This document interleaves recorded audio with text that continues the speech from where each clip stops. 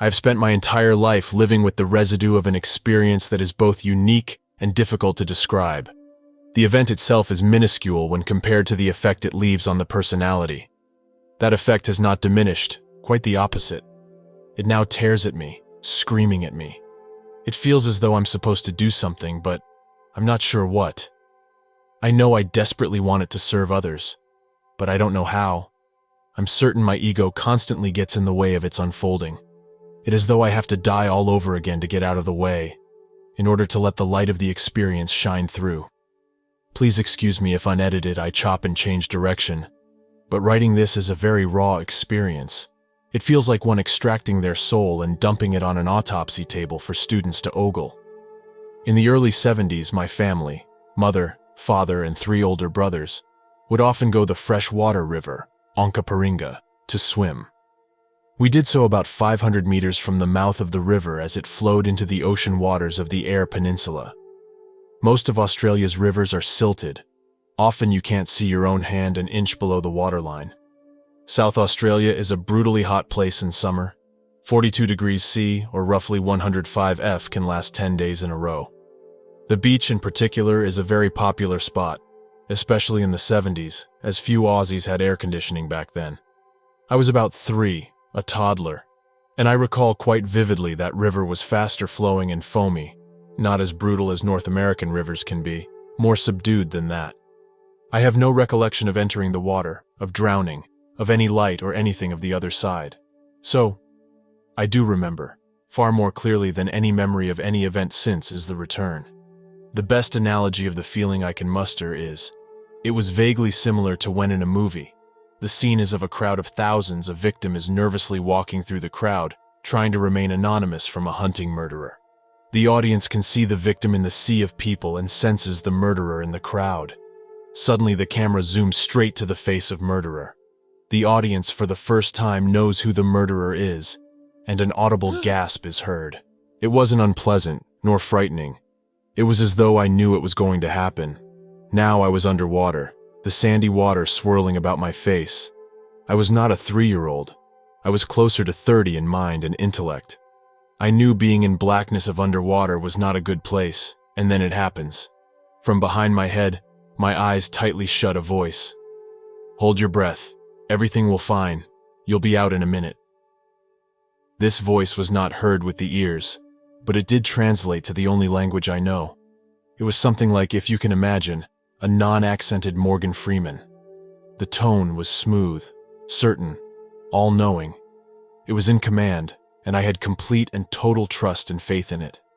I felt strangely calm in the blackness and knew I would be out as told.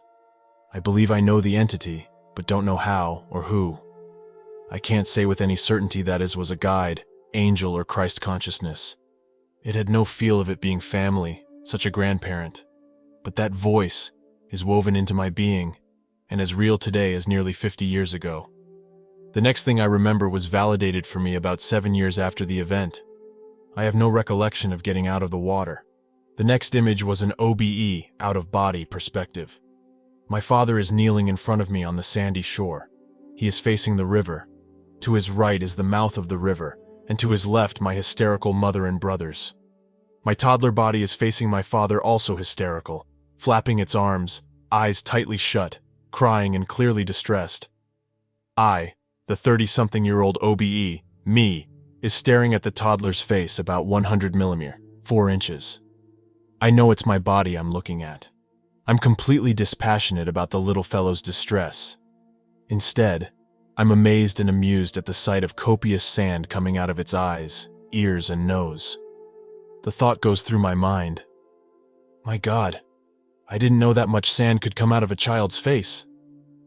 Simultaneously, as my mother and brother are carrying on out of concern, I'm annoyed, thinking, shut up. Nothing serious is going on. Stop making so much fuss and noise. Now weirdly I can understand the reader thinking, this chap is not very compassionate or understanding.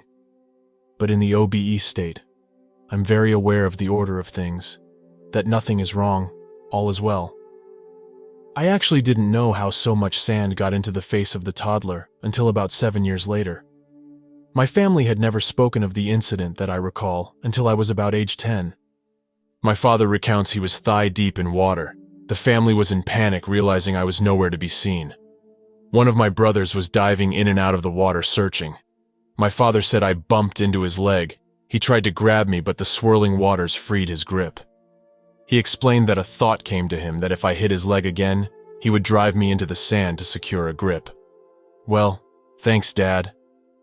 It was the back of my head his hand contacted. The rest I'm sure the reader can imagine.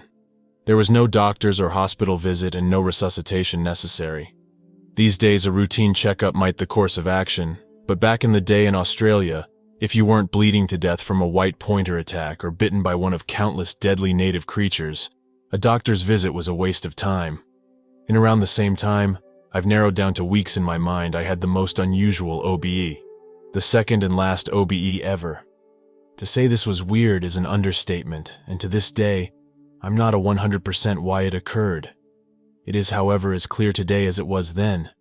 To give a little context, I, the youngest sibling of the family. All my family were born in England, and I was born in Australia.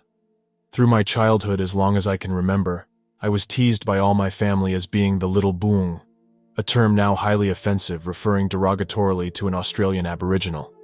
They did so somewhat jokingly, but also out of a belief that being British was a superior, that Australians were basic. I found it isolating, and it angered me through my childhood. I have a distinct impression that the reason for this OBE was in part kind of payback. The OBE did teach me something I've never been disciplined enough to practice and master. As the youngest, my next oldest brother Stephen was 4 years older. At the time, he would have been about 7. We were sitting at the kitchen bench with family eating lunch. My only memory of the day is in the OB state. Spontaneously, I OB between my brother and I, as we were seated alongside each other. I hovered at roughly eye height, but recall a much wider field of view than at the river shore, about 180 degrees. I picked up a peeled white onion and began to eat it raw, telling my family it was an apple. Of course, I knew it was an onion. No 3-year-old eats raw onion, confusing it for an apple.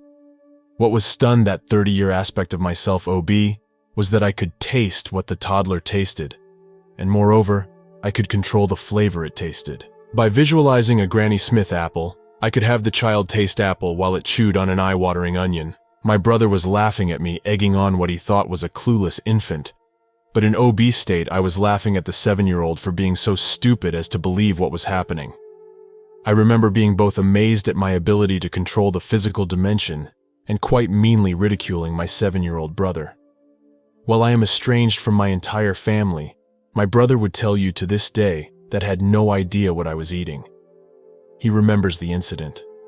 I re-entered my body without fuss or fanfare, and from then on have no further memory. Later years, my brother would insist I was an idiot eating an onion, and my attempts to explain I wasn't in my body were laughed at. At around the same time, I had an STE. I went to bed dressed in pajamas. On my side, I could look down the hallway. I was facing the wall and turned over shortly after going to bed, and there, standing in the doorway, silhouetted by the hall light, was what seemed an immense, black, featureless, hooded figure. I was a terrified 3-year-old. The figure did not speak or communicate in any way, and I knew it has no from here. Nor did in fact seem at all threatening. It didn't move, and I was speechless out of fear. I managed to roll back over to face the wall, and then through blankets, sheet, and pajamas, I felt the end of a finger touch the middle of my spine. I froze. In hindsight, the gesture seemed to be done in a kind of jest. The experience ended, and I went to sleep. I really don't know why it happened, or what, if anything, it meant. What is of note in my mind is that 2 significant experiences followed the NDE. In all my research, it appears that either temporarily or longer lasting, the NDE generates a heightening of an energy state that supports more physic ability.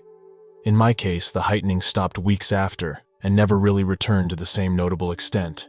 So with no memory of a tunnel, light, palpable experience of overwhelming love, etc., etc., etc., how do I know I had an NDE?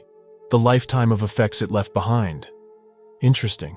It appears that children bury their experience, told it was their imagination when they tried to explain it, only to have it resurface 40-odd years later. Any boy has it done that. So, where my head at? I was a child, and more so as a teenager, sociable, humorous. I communicated easily with every age group. I went on to study and perform music and amateur theater. I was never short of an opinion, but like Anita Morjani, middle paragraph, page 106 of Dying to Be Me. Work, study, commitment, obligation, rules, laws, just seemed pointless. I felt utterly disconnected all my life. I felt connected to nature and quietness of the internal space. Without study, I knew everything. Not necessarily at an academic level, but instinctively. At times, I couldn't interpret the knowledge I had, but felt I knew the answer.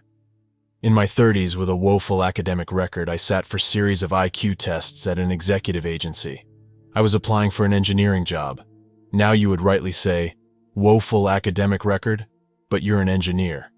Yep, with a diploma in mechanical engineering so low it doesn't qualify me to be a member of the Institute of Engineers. Despite that, I succeeded in securing high-paying jobs that I promptly walked out of. I've never worked in the same job for more than 5 years. Most about 2 years. I've had over 40 different tax-paying jobs in my life. I cannot stand the lunacy of the politics of the work environment. It always seems foreign and contrived. That said, I can't understand the entire monetary system of exchange either. It too is foreign. It's exclusionary, and too often I feel it violates every sense of connectedness and compassion. I digress. There were 3 tests, 1 numerical, 1 language, and 1 abstract. They were all timed, and typically you couldn't finish. Each test was progressively harder, and girl came into the room I was in on my own. She placed the abstract test down and assured me, no one finishes this.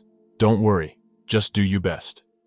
Stillwell recruiters had on staff a psychologist who assessed and reported on the tests for potential employers.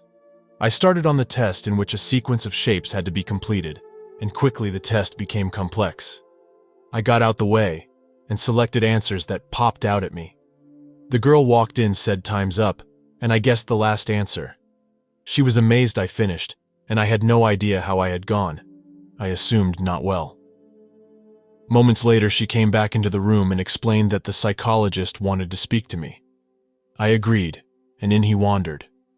He said for reasons of confidentiality, given the employer pays for the results, that he couldn't tell me score, but that I was in the top 5% globally, and the highest score he had ever seen. He asked me what I thought I was good at. I told him I had an innate ability to understand every person's point of view. I can understand the CEO and shop floor cleaner. In work, I often had to interpret for manager and staff member who were arguing the same point from different perspective. I could sense what the other was saying before they finished, and so I often became Mr. Fix-It. Systemizing and making sense of the complex into the simple is natural, and often takes the form of image, but it bores me to death. Let me watch a little spider weave a beautiful web and leave me alone. I don't care about your planet-wrecking systems to produce more mindless shit to become landfill by the billions of sleepwalkers grinding through every day. I don't really want your 6-figure salaries, and you're certainly not my boss. Once asked to report through a spreadsheet to a moron, I resigned my $126K job and told my wife I would never work for an employer again. And I haven't. This one or two of the many effects. I'm now completely estranged from all family and most friends. I don't relate to them. I'm not worried because I know I reunite again. I find mundane conversation agonizing and always have. I decided finally to write this, spurred on just this morning by Anita's account in Dying to Be Me. I really feel a palpable need to be around other NDEs. I've not encountered one in person here in Australia, although I'm sure there are many. I'm still very much trapped in jarring opposition of my own fears of providing for every day and the overwhelming need to be around like minds. My wife is great support, and I found temporary solace in endless research into NDEs, regression therapy, OBEs, mediumship, healing, remote viewing, Monroe's work, UVA's work, past and future lives, IANs, NDRF, you name it. What really drives me is the burning need to discover the nature of the energy that we are. We have to find an easier way to access other dimensions as we wish. We need to be able to go home at will and return to complete the tasks we set for ourselves before we came. We need access to past lives, not to avert challenge but open up. I want to know exactly what I am. I want the formula. I want to wallow in freedom and joy without distraction ever, with the need to eat or breathe if I wish. I want all the answers, and I want them now. That's how I feel, and I'm frustrated that for a second time I put back through the veil. That's the residue left from drowning in that river. Excuse the doubtless endless grammatical errors of an unedited rambling script. I've spewed this out with cold fingers in the Australian winter, too preoccupied to even put the heater on, and I'm sure on further reflection I could explain other effects. I'm frankly tired of being stuck between worlds. I've been stuck here for nearly 50 years and the joke is wearing thin. I want that voice back as clearly as I heard it underwater. I want to have a conversation with it. I want all the answers, all of them, and want them for everyone's sake.